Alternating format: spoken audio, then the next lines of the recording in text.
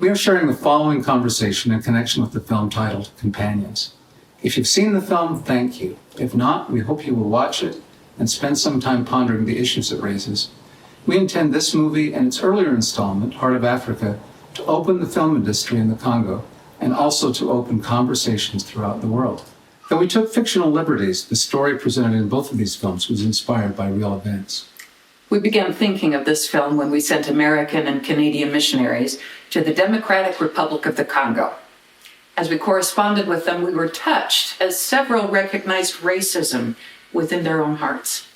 It's easier to recognize racism in someone else than in ourselves. They use racial epithets, right? Like Elder Martin almost saying the strongest epithet and then coming up with jungle monkey as he insults his companion. But racism isn't limited to such obvious language. It's found in any attitudes or perceptions that classify others who are different as inferior or enemies. The truth is, racism, or tribalism, finds its way into nearly every culture. So the question isn't whether or not you're racist, but how you are addressing your racism. How does your own tribalism affect your thinking and feelings? What are you doing to expand your heart? This film also deals with the idea of a curse. We're grateful for these clarifications by the LDS Church leadership. Note that the word disavows means rejects or considers to be untrue. Here's the statement.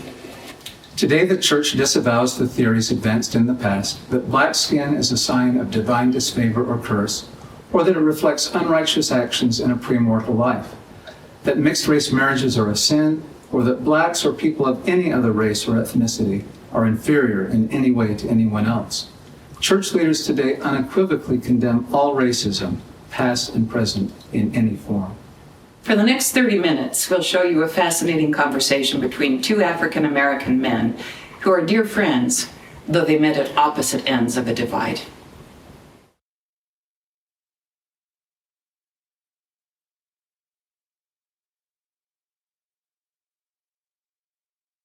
Mel Hamilton.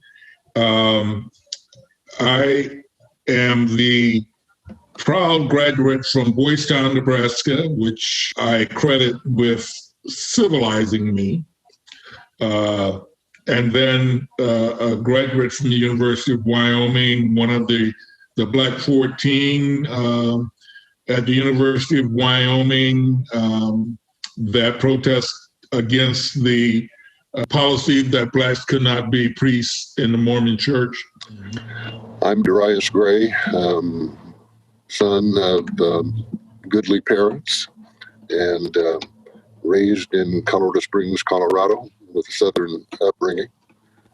Converted to the LDS Church, Church of Jesus Christ of Latter-day Saints in 1964, coming in with a Christian foundation.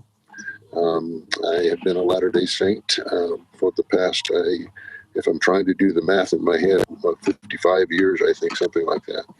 In 1969, Mel Hamilton was a member of the Black 14 at the University of Wyoming. The 14 were football players coached by Lloyd Eaton. The players wanted to protest Brigham Young University by wearing black armbands.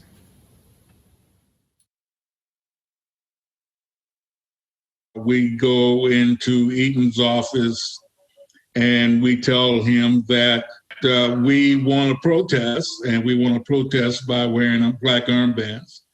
And of course, he denied that. And rather than to discuss what options we had, he just summarily dismissed us. There was no room for discussion. He did not give us a chance to say a word. He berated us by saying that we came from broken homes, even pointed out Tony McGee and said that I found you picking up cigarette butts off the sidewalk and look what you want to do to me. And so it was really a lashing. That is how the whole situation started. The Black Student Alliance was going to do something anyway, and they asked, what were you football players going to provide? And we went among ourselves and discussed it, came back to the group and said, we will participate in the protest. And that's how we came up with the black armbands as a universal sign of distress, death, or some kind of a problem. And I guess, like they say, the rest is history. Darius Gray was a news reporter in Salt Lake City and a Latter-day Saint who was asked to fly to Wyoming to meet with the 14. These many years later, Darius and Mel are dear friends, having found ways to respect each other despite their differences. Darius attended the 2019 recognition of the Black 14 at the University of Wyoming. The LDS Institute students made black armbands for the event. I remember when Darius came down, and now I would not do this, but the television people told me not to talk to them. I was very willing to do the conversation with the ministers, but I was informed by the television people, no, you don't want to do that by yourself. But today I would not let that happen. I would have discussed whatever they wanted to discuss. So I wasn't putting you off that time, Darius. Well, I just didn't have the confidence to do it at that time, but it would not happen today. And I wasn't there representing the station in my broadcast journalistic function. I was just there as a Black Latter-day Saint and trying to answer questions.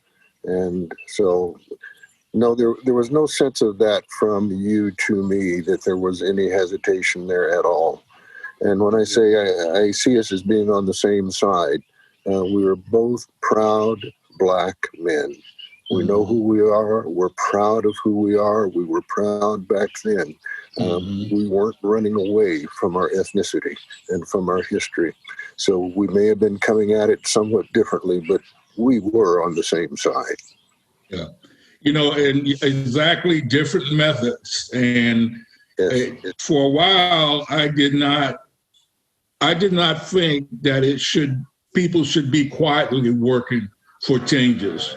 At the time, I thought, I am a warrior in this matter, and people need to know I'm a warrior. And by God, I'm going to tell you what I think, and you need to listen to me. But I didn't realize that at that time that behind the scene was just as effective. Everybody has their role in this play. And so when I met you and talked at the university, that's when I realized that, he may have been effective even more than me working behind the scenes.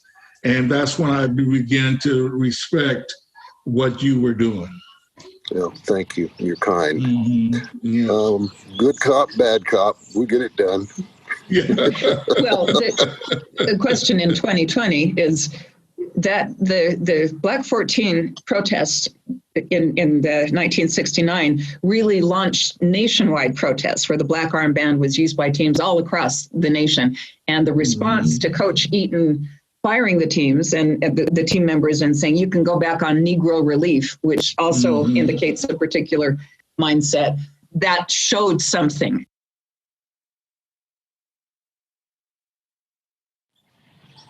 I remember as a second grader in Wilmington, North Carolina, I would walk downtown, and of course there's the official magistrate office, and I would walk through that building as a shortcut. Well, every time I walked into the building, I saw the sign that said colored fountain, white fountain. Here I am, second grade, and I would look, and I said, I've got to taste that water in the white fountain. And it must have taken me most of the year passing that white fountain. And I just, I have to drink out of that white fountain. Of course, when I walked in, the office doors were open, people were walking around. So I'm looking around, making sure nobody's watching me. And sure enough, I get the gumption to taste that water. I turned that water on, sipped it, and ran out to the other end. And then I said, is that it? I was so disappointed. It was just like my water. And that's when I realized, wait a minute. You know, not being able to articulate it that young, I said to myself, what? So that was my first defiance, and I built upon that as I grew. But even as a second grader, I knew there was something wrong. And I tell that story because it gave me the foundation I needed to question things as I grew older. The way it started is the very thing you're talking about, Mel. Here you are as a second grader and seeing the sign, you know, a white drinking fountain, a colored drinking fountain. It didn't start that way in the LDS Church with something being in the Book of Mormon. It started in the hearts of men and women who saw you and me and those like us as less than, as not being fully children of God, as you indicated. And that was a point of use that made it possible for people to enslave other human beings. So that's how it came about for you, for me, for our parents, grandparents. I'm so grateful for so many things, one of which is that my father was born in 1896. That's the same year as a Supreme Court case called Plessy versus Ferguson was decided. His father, my grandfather, was born in 1859. My grandfather was born in Missouri as a slave 2 years before the start of the Civil War, 1 year before Lincoln was elected. And I used to grow up hearing stories back in slave time, such and such and such and such. And so I got an education that way to see how people treated other people. And there's a continuity that has come forward, whether it was back then or whether it's now. It's how others see us. And you mentioned that. We are fully one another's brother and sister. And yet we have to somehow find a way to diminish that. And as you said, I guess we aren't their neighbors. Yeah. Well, it's funny, the excuses that you give. I have tried most of my life and half not realizing what I was doing, but most of my life to include people as I meet them, include them into my life, include them into a life of love and friendship. It has to be a conscious effort, I think, that you do this. If you don't go out and help thy brother, help thy sister, then you're contrary to the will of God. And that's how I view it. Back in 1970, I guess it was, our home teachers came around with an alleged prophecy from John Taylor, who was a prophet just after Brigham Young, that said that in the latter days, so we were thinking 1970, that's us, Negroes will come from Los Angeles and they will invade Salt Lake City, ravish the women in the temple, go into the temple, ravish the women, and the young men of Zion will rise up. I was at age 14. I had met Black people in Indiana, but I had no friends who were Black. Provo, Utah was completely white.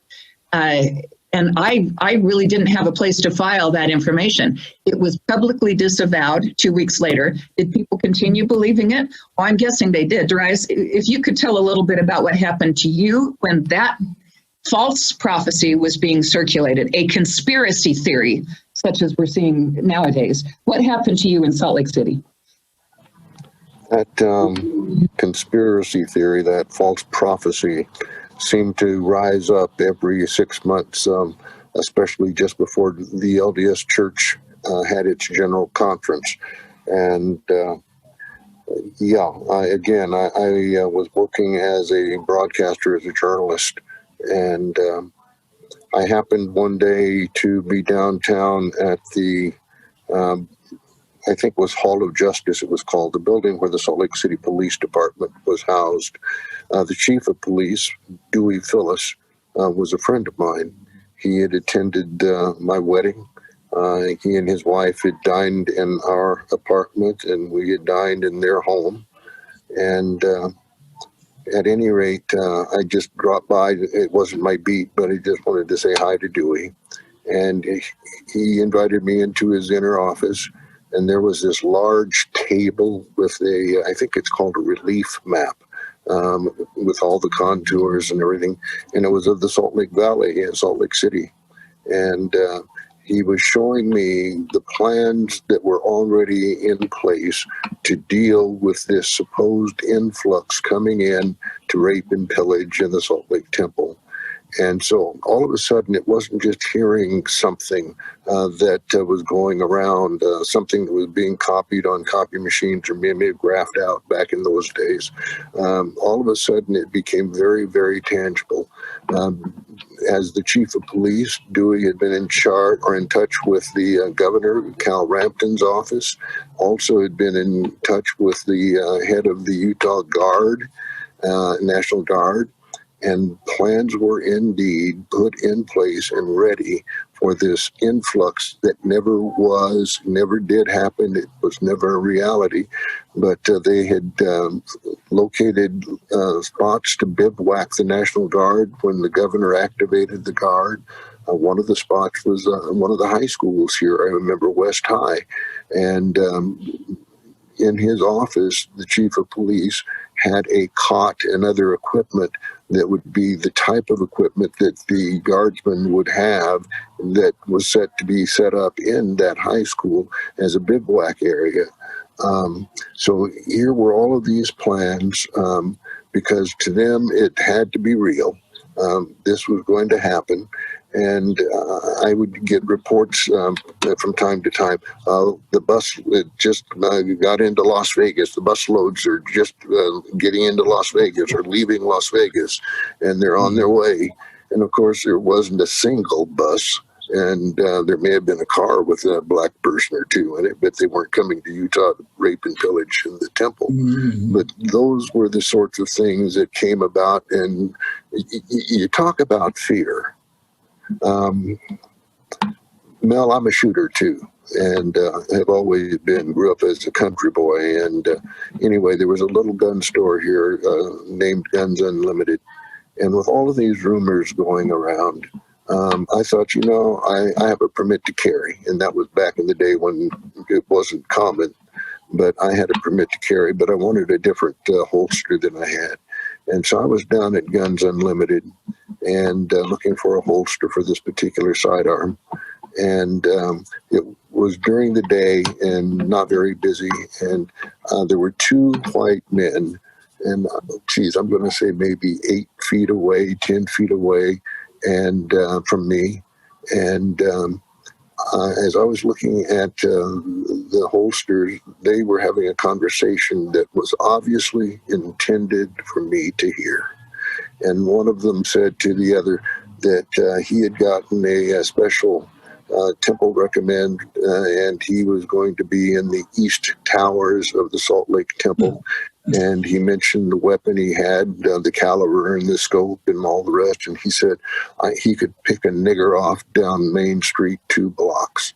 And they said that for my benefit. And then after they said it, they looked at me like, you heard that, didn't you? Yeah. Mm-hmm. And yeah, I heard that, but I wasn't going to give them any satisfaction. I was not going to run out of there. I was not going to get mouthy. No. But that is how overt it was when you got someone standing there telling you they can pick a nigger off down Main Street 2 blocks. Yeah.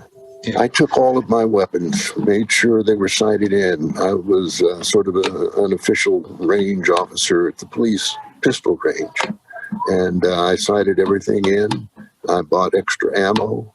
And I thought, if things get ugly around here, I'll probably want to get out of town. And my wife, she can go and get on an airplane or a train or something, but I know I better not try to go to any public transportation. I actually made provisions for me to get out of the Salt Lake Valley on horseback. My goodness. Those are not things one forgets easily. To feel so isolated, and that was it. To know that there are people looking at you and thinking the worst of you and willing to put you in the crosshairs of a scope if you happen to be that person 2 blocks down. I cannot understand how today Christians of whatever denomination, if they claim Christ, how they can treat one another as they are, how they can view one another as they do, how they can demean and diminish someone's right to be as they do. It just does not compute for me, and I ache. And one of the things that happened back in the day of that conspiracy and blacks were going to come in and do all these things, it was how isolated I felt going to church. It was the isolation, the uncertainty. Who is on my side? Who would be there if things became difficult? And it's starting to feel that way today. Because of COVID, churches less attended than it was. It was off limits at one point, as you well know. And now those of my age group, our age group, have been advised not necessarily to attend, of course, for our health's sake. But it makes me wonder, where are my brothers and sisters in my ward? Based on the voting patterns that we see here in the state of Utah and who it is and policies they support, it makes me wonder, am I as isolated again as I felt back then? And I don't know the answer, but it's disquieting. It troubles my soul. I'm grateful that I had the Christian experience that I did before becoming a Latter-day Saint. I'm extremely grateful for my Latter-day Saint experience, past and current, but the foundation that I received prior to that was key. It gave me the footing that I needed, and it has protected me and carried me through. And I'm grateful for both. They work well together. I feel badly for those who haven't had that broad experience, whether it was in the Roman Catholic faith or wherever, where the real center is on Christ and following the 2 great commandments and, being neighbors. Being isolated as you felt, what drew you to the LDS religion, even with those feeling of maybe abandonment, maybe being island by yourself, those feelings? What is there in the LDS religion that keeps you there? Oh boy. I did not know of the attitudes and policies that were in the LDS Church when I was exploring it. And it came down to actually the day before my scheduled baptism, before I learned that I wouldn't be able to hold the priesthood and that I was viewed as cursed. The day before my scheduled baptism, it was 1964, Christmas Day, the 25th of December, and that was on a Friday. And I was set to be baptized on December 26th, Saturday. And yet, even though it was the holiday, I met with the 2 Mormon missionaries who had been my teachers. And it was sort of a make sure you know what you're doing, check you out. Brother Gray, I used to be a smoker. Have you been able to get rid of the cigarettes? Yes, I have. Drinking was never an issue. So, are you doing all the things that you need to do to be qualified? And so we were having that meeting. Well, that meeting was taking place at their apartment, which I think is highly unusual. But my mom wouldn't allow them in our home anymore. And that experience was another one, a side experience. I think the missionaries taught in our home one time, maybe twice, but I think it was just once. And Mom had been listening from her room. And after the missionaries left, after giving me the discussion, Mom called me into her room and she said, I don't want those two young men back here. And I said, why not, Mama? And she became the black matriarch. This is my house, and I don't want them here. Do you understand? And the only appropriate response was, yes, ma'am. Well, I couldn't fathom why she had taken that position, and yet I knew to leave it alone for a while. And part of the confusion I had is Mom was very active in her church, yes, but she and Dad had sent me to other churches as well. And now with Dad gone, Mom had friends in the Baptist church, the Presbyterian or the Protestant church, Lutheran. There was a woman who lived on the same street a number of blocks away who was a member of the Jehovah's Witnesses. And witnesses, I think, tend not to want to communicate or share with other faiths. Well, this woman would come to our home, and she and my mom would sit there, and they wouldn't argue their faith. They would share. They would read from their various scriptures, and it was just a sisterhood. So to have my mom take the attitude or have the attitude that she did towards the Latter-day Saint missionaries really caused some confusion. So I waited a little while and I asked her why she had felt that way. And she told me a story about the day when we kids had not been born yet. And two young men came to the door and wanted to know if they could speak to her about their faith. And she said, yes, of course, being a woman of faith. And she invited them in. And they began talking. And shortly thereafter, one of them looked at Mom and said, excuse me, Mrs. Gray, but are you a Negro or do you have Negroid blood? And Mom was a blend of, Black and Native American. But she said, yes, of course. And it was at that point that those two young men made a very hasty exit. And the point was that they were Latter-day Saint missionaries. And so here it was, me now wanting to meet with the missionaries, my mom seeing Latter-day Saints as prejudice, and she didn't want me, her only son, involved with what she saw as a racist church. So that's why here it is on Friday the 25th, I'm meeting with the missionaries at their apartment. And as we were there in this sparsely furnished apartment, we were all three sitting on a sofa, sort of staggered out so we could see one another. And again, they were asking their questions. And finally, one of them said, well, Brother Gray, do you have any questions? And I said, yes, I do. And it was a question I had raised once before.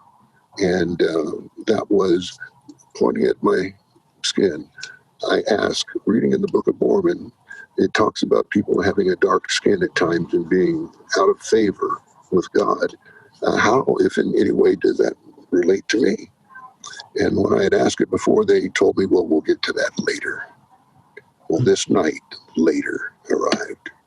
And that's when, after I asked the question, one of the two missionaries got up and he walked off over into a corner and left his companion there.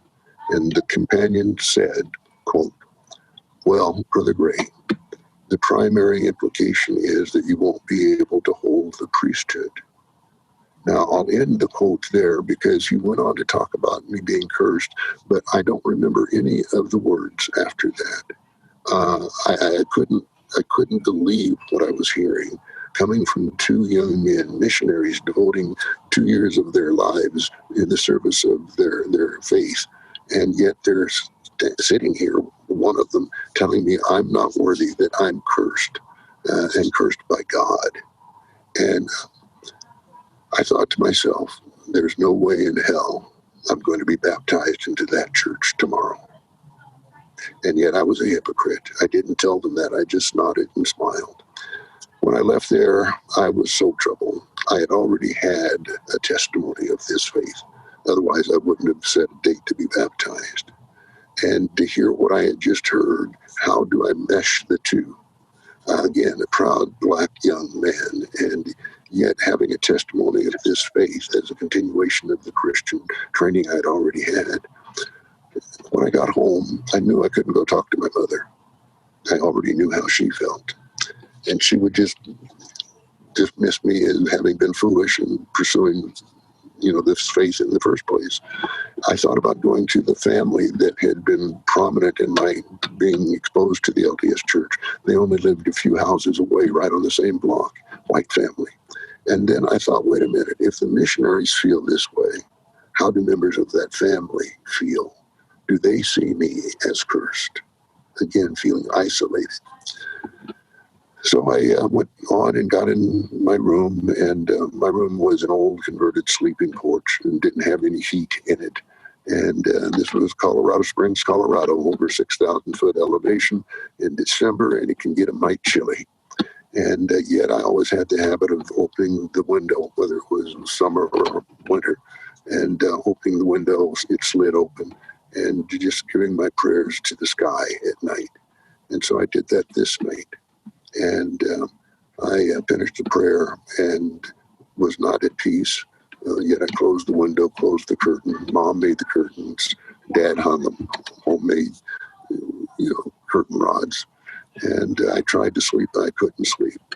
And Mel, the true story is I entered into prayer a second time. And I moved the curtain, I opened the window, and I engaged God again. And I heard these words: "This is the restored gospel, and you are to join." Nothing else. I did not see angels, did not see God, did not see Jesus. Just, this is the restored gospel, and you are to join. And I knew I was hearing the voice of divinity. So with that, I closed the prayer, and the next day entered into the waters of baptism. God put me here. I feel I've been on a mission for all of these years, and I haven't gotten my release yet from this mission. Yeah. Well, you are where you're supposed to be. You are.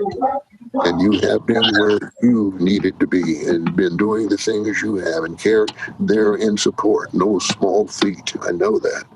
And I went to Boys Town at the age of 14. My mother was concerned that I was hanging around the wrong people, and a typical story about not being focused and having a mission and staying out late, drinking, and that sort of stuff. And at the age of 14, she didn't want me to go down that road. So she went to the priests of the church and asked to help get me into Boys Town. And of course, I didn't know any of this. And until the day before I went on that bus, I had no idea I was going to go to Boys Town. It gave me the foundation that has led me to say, why is it so difficult to love one another? Because in Boys Town, it was so easy. And we sort of helped each other along. If somebody literally was down, you would have 25 people there trying to pick him up. And it was that kind of philosophy that I lived for 4 years and gave me the potential, the foundation to be positive in life and to go out and be positive with people. And so Boys Town is today still a beacon of hope in this terrible world that we live in. And I have to say, the first time we went back they have all school reunions every 2 years. And the first time I went back, because we've been through a lot, a lot of people don't think we should be together, 40 years later. Yeah. Yeah, you're a short timer. Yeah. So, I go to that reunion and it didn't matter. It was, the the guys he went to school with, the Hispanic, the Chinese, the whites, everybody. It's like, oh, hi. I mean, there was not even any question or anything. Now, oh, how long have you been together? Thinking that, oh, we've only been together for a couple of years. And like you said, we're going on 40 years together. And it was just like a family. And I was so impressed. I mean, Boys Town is something else. It just, everybody just hugged everybody. And I'll never forget, we went to pick Mel's oldest daughter up in Cheyenne at the bus station. And there was a kid there with a Boys Town jacket on, a young man, 17, 18, if that. And Mel went up and said, hey, Boys Town. And they started talking they were the same age group, the same generation and everything. It's just that Boys Town bond is something else. It's almost indescribable. My life has been blessed. I'm most grateful to God and to the people, the friends, those souls who were willing to give me a leg up, give me an opportunity, see what my ambition might take me or where it might take me and what my abilities might be. None of us gets anywhere alone. And so I'm mindful of all of those good folks along the way. I'm old. Know that life is finite. And I don't know what will be in the future. But I'm concerned for that future because it needs to be better than some of the current that we see now. I wish everyone well.